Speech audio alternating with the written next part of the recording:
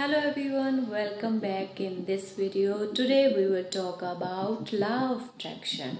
मैंने एक बुक पढ़ी सीक्रेट और उसमें इस लॉ ऑफ अट्रैक्शन का बताया गया है, तो इसके बारे में हम बाद में बात करेंगे। लेकिन उससे पहले हम एक स्टोरी सुनते हैं जिसमें एक राजा था जिसने अनाउंसमेंट करवाई कि जो भी लोग गरीब लोग हैं वो उनके महल से आकर दान दक्षिणा ले सकते हैं।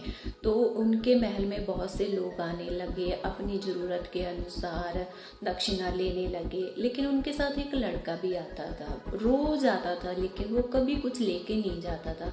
वो राजा के सामने सिर्फ खड़ा होकर मुस्कुरा कर हंस कर चला जाता वापस। महाराजा ने कई दिन नोटिस किया। उसके बाद उन्होंने अपने मंत्री को बुलाया और बोला कि उस लड़के का पीछा करो और पता करो कि वो लेकर क्यों नहीं जाता कुछ। लेकिन वो हंसता है, मुस्कुराता है यहाँ पे खड़ा होकर, लेकिन मेरा मन भी खुश हो जाता है उस लड़के को देखकर। तो मंत्री ने उसका पीछा किया। वो एक छोटी सी झोपड़ी में रहता था। मंत्री वहाँ जाकर उस लड़के से पूछने लगी कि अरे भाई, तुम कुछ लेकर क्यों नहीं आते? वहाँ से लोग सब लेके आ रहे हैं। तो लड़का बोला कि मैं इतनी मेहनत कर लेता हूँ कि अपना पेट भर सकूँ, इसीलिए मुझे किसी दान की ज़रूरत नहीं। लेकिन मैं उस राजा को देखकर बड़ा खुश होता हूँ जो दूसरों की भलाई करता है।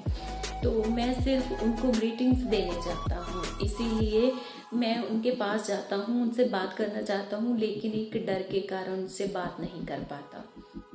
तो वो मंत्री वापस आए राजा के पास और उसने सारी स्टोरी सुना दी।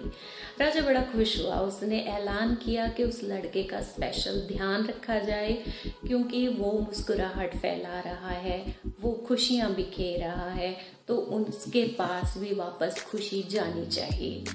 तो यही है लॉ ऑफ अट्रैक्शन। अगर हम किसी को खुशियाँ देते हैं तो हमारे पास वापस वही खुशियाँ आती हैं। अगर हमारे जीवन में कुछ हमारा कोई टारगेट है, हम उसको अचीव करना चाहते हैं, तो उसके लिए हम ऐसा अनुभव कर सकते हैं कि हाँ, मैं वो चीज़ अचीव कर रहा हूँ, मैं वो अचीव कर पा रहा हूँ, मेरे लिए सारे रास्ते खुल रहे हैं।